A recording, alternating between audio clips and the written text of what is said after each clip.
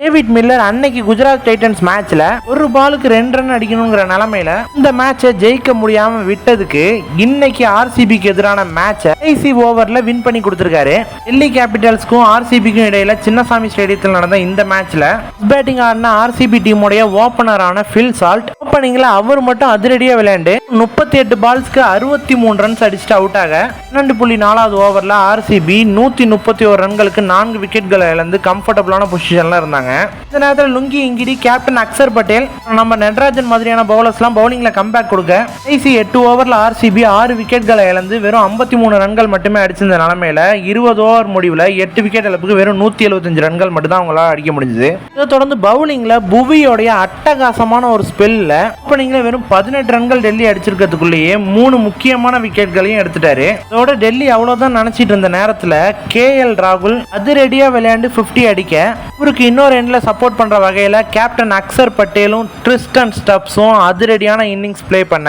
மேட்சை வின் பண்ண அவங்களுக்கு கடைசி 4 பால்ல 13 ரன்கள் தேவைப்பட்ட நிலைமையில டேவிட் மில்லர் அடுத்தடுத்த 2 சிக்ஸர்களையும் ஒரு 4ஐயும் அடிச்சு ஆர்சிபிக்கு எதிரான இந்த ஒரு மேட்சை டிசி 6 விக்கெட்கள் வித்தியாசத்துல வின் பண்றதுக்கு ஒரு முக்கிய காரணமா அமைஞ்சிருக்காரு. இதனால இந்த ஐபிஎல் உடைய டேபிள் டாப்பர்ஸ் ஆன ஆர்சிபி இந்த மேட்ச்ல அவங்க பண்ண தவறுகளை திருத்திட்டு அடுத்த மேட்ச்ல கம்பேக் கொடுப்பாங்களான்னு மறக்காம நம்ம கமெண்ட் செக்ஷன்ல சொல்லிட்டு போங்க.